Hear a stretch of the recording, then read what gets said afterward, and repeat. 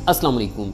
आज हम बात करेंगे ख़वातीन के हवाले से एक ऐसी कैफ़ियत जिसमें 10 साल की बच्ची से यानी लड़की से लेकर 50-52 साल की तक की जो ख़वातीन हैं उनमें से बहुत ज़्यादा ख़वातीन इस कैफ़ियत से सफ़र करती हैं, और इनमें ज़्यादा जो हैं वो लड़कियां हैं जो कि गैर शादीशुदा हैं।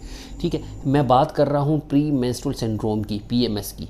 ठीक है, ये एक ऐसी कैफ़ियत है, एक ऐसी कलेक्शन ऑफ सिम्टम है जिसमें कि ख़वातीन ख़ासकर जब इनको हैज़ होने वाले होते हैं उनसे कुछ दिन पहले इस कैफ़ियत से दो चार हो जाती हैं।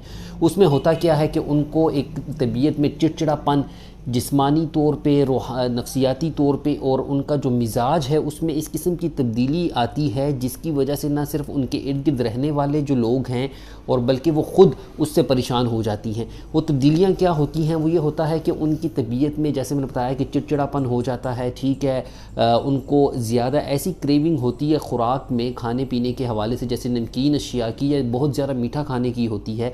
ठीक है, बहुत ज़्यादा खाने की होती है, या फिर उनको भूख बिल्कुल नहीं लगती। ठीक है, इसके साथ ये देखते हैं कि वो जो PMS से सफ़र करने वाली जो ख़वातीन हैं उनको ब्लॉटिंग, पेट में मतलब दर्द वाली कैफ़ियत, उनके जो मतलब उंगलियां हैं या जो पैर हैं, ठीक है, वो सूजन की शिकार हो जाती हैं, उनके ब्रेस्ट टेंडरनेस हो जाते हैं, मतलब दर्द होने लग जाता है उनको। ठीक है, इसके साथ साथ ये देखते हैं कि डिप्रेशन, जो कि बहुत ज़्यादा ख़वातीन से सफ़र करते हैं, कि बिला वजह उनको रोने को दिल करता है, खफगी हो जाती है। ठीक है, उनके मिजाज में एक उदासी सी कैफ़ियत पाई जाती है।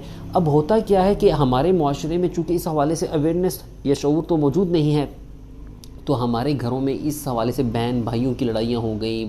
अगर वालिदैन हैं आप, तो इवन के माएँ अपनी बेटियों से मिस ट्रीट करती हैं, गलत ट्रीट कर रही होती हैं, उनको डांट डपट रही होती हैं कि तुम सुस्त हो गई हो, तुम मतलब रिस्पांस अच्छे तरीके से नहीं दे रही हो, तुम पढ़ाई में वो नाकाम हो रही हो, जबकि वो इस कैफ़ियत की वजह से सफ़र कर रही हैं।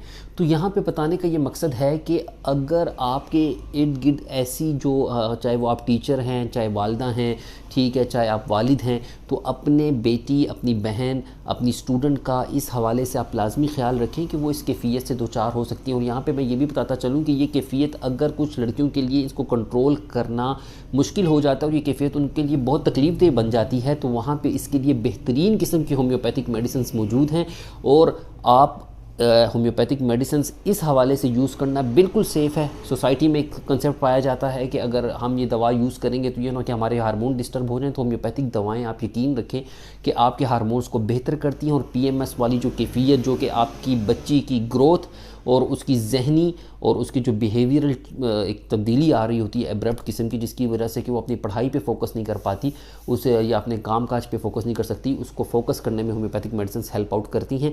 तो अगर आपको इस किस्म की हेल्प चाहिए तो आप ये ऊपर दिए गए लिंक डॉक्ली केयर के, उस पर हमसे रब्ता कर सकते हैं। बहुत शुक्रिया। अस्सलाम वालेकुम।